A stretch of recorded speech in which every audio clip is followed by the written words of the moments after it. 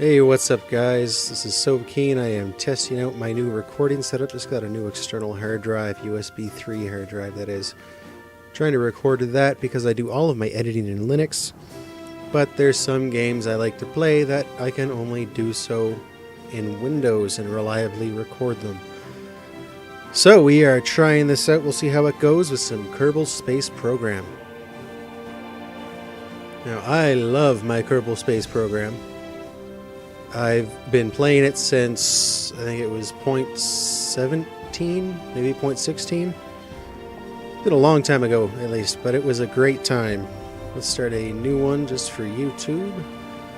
And let's pick that nice red solar system flag. I am playing on 0.20. And what do you say we start off with a simple orbit? We'll just get it up there.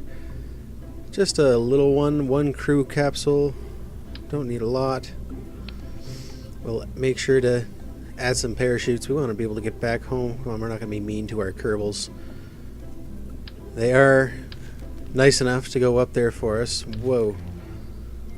Mark 16 parachute. There we go. And we'll get a couple radials as well. Angle snap on, there we go. Yeah, that's a good start. Alright, so let's just do standard rocket. Now, this is the first time I have done this in Windows. It looks like they've changed around the layout a bit. Well, I shouldn't say first time I've done this in Windows. I've done it in Windows, haven't done it in Windows for a little while now. So, first thing we want, stack decoupler. Because obviously we are not planning on bringing the rocket down with us. Don't need a lot. We'll just stick with a nuclear engine here. That should be enough to get us in orbit, keep us there, what have you. I gotta say, I like that they have stuff in structural now. That makes a lot more sense. Now, I do asparagus staging, so you might see some funny little things happening here. I stick with my vectoring engines. I like to have control. Control is a good thing. So, let's see here. We'll get some radial decouplers. These ones are the ones I like to use. I just like them. They're sticking out farther. They're classic. They're the ones that I've been using for, oh god, I can't even remember how long now. We'll stick those up nice and high here. Yes, my reasoning for putting it high, you'll see in a minute. Make sure that they're nice and sturdy. Do that and straight across. That's not straight at all. Alright, let's try this again. Probably help if I look straight on, huh? There we go. Close enough. Alright, now I'll use my LVT-30, sorry, liquid fuel engines. And now for my staging. Some people would just have these training straight from here into this tank like that. That's not my style. I like to just use the two and drain into this one. Now, yeah, that's what I was expecting. Same thing happens on the Linux version, but I figured I would try it out. So I use this as a target. Right where all those meet, and I bring it up to the counterpart over there, and that way over here on the other side I can do the exact same thing and everything pretty much stays balanced. It's been what I've been doing for a while and it works, so yeah, that's why I do it that way. As for this one, because it doesn't exactly matter where it is, I stick it right above the decoupler and have it leading straight down. And I'll do that on the opposite side as well. Again, right above the decoupler, and straight down. So, not perfect, but that should work well enough. Now, the nice thing about this is I don't strictly need SAS to keep me going straight. Everything's nice and balanced. Now, the fun part is separating these. See, I want to get rid of these ones here. So, which one is that? Bottom. Move that down here, number 6, because we want that to blast off first. And this one, yes, I know what's in there. Where are we here? There we go. Stuck in the middle. Alright, so we have our staging set up. We are going to be firing all of those rockets at the beginning. And we want the nuclear rocket to be going off once we decouple this stage here. So let's call this, say, Sova Orbiter Mark 1. We'll save and launch. Oh, now you might notice I forgot something crucial here. I have everything balancing on one little teeny tiny engine right now, which means it's probably going to tip. So, before it has a chance to, we'll end the flight and we'll add some support struts. Of course, I don't need that so high. That looks good right there. So, there we go. Save it again, clear the launch pad, and let's get a countdown going.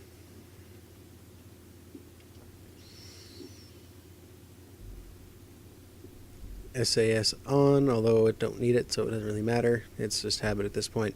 And 5, 4, 3, 2, 1. Ooh. Yeah. Staging issue. Let's move those up there. There. Blast off. Hey! That could have been bad. I think it's bad when it's just the single engine holding it up, but that at least balances for a little while. No, in this case, it would have been absolutely horrible because that means everything would have fallen. I am going a little off balance, which means my fuel lines were a little crooked going on. That's okay, I can roll a bit out, straighten myself out. No big deal. Now remember, with this one our goal is to just make a orbit. Might be circular, might not be. I really don't care for the most part.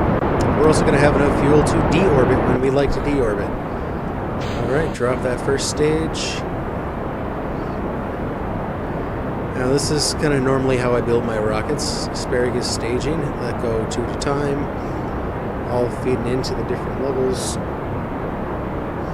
I know I'm not the one who came up with that. I actually took it from Scott Manley and Hawk Gaming, and even Try Dying to Live when he was still making videos. Don't know what happened to him. If Try Dying to Live is ever watching this video, please let me know what happened to you. I really enjoyed your videos. Anyways, here we go. Recording seems to be working great. I've got my second monitor here. I'm watching video files fill up, just using Fraps obviously for this initial run through. But I'll test the videos after. It looks like everything's going on there pretty good. USB 3, pretty hot stuff. I'm liking it. Alright, apoapsis is coming up. So by the time I'm out of fuel in these last 2 engines here, I'll probably have enough apoapsis to be able to stop. I'll be out of the atmosphere enough as well to be able to stop blasting and wait until I get to my apoapsis and start burning for my circular orbit. So yeah, let's cut that. We'll let those drop off. Wow, I made it pretty far out. Uh-oh. Let's get away from those. Yeah, let's not tempt fate here. There we go. So, we are making it into orbit. Now, once I get far enough along here, let's speed up some time, get closer. Of course, as everybody knows, it's best to do your orbital burn once you reach your apoapsis, not beforehand, because that's not very efficient. We're trying to get a circular orbit, so right about there, let's flatten out, get straight at 90 degrees here. I'm not worried for perfection. I never have been. Here we go. And burn. And now that stretches out nicely. Start losing a bit of apoapsis, and then I'll get it all back quite quickly.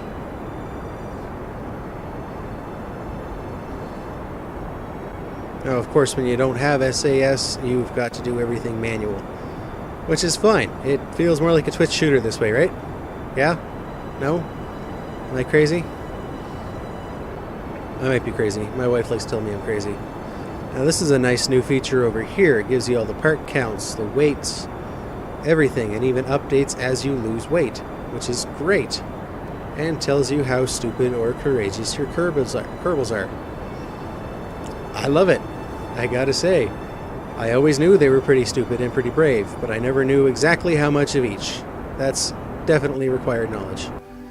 There we go. Now, we are going to do a bit of a retro burn once we get to the periapsis here. Bring that apoapsis down because, of course, it's a little high. I like having a nice round circular orbit around Kerbin. Not a lot of changes as far as my speed goes going around. Makes it a lot easier whenever you do docking or anything, but yeah, we're going to be in a nice mid-range orbit. We'll still be able to warp about 100 times, which is nice. Get a little closer, there we go.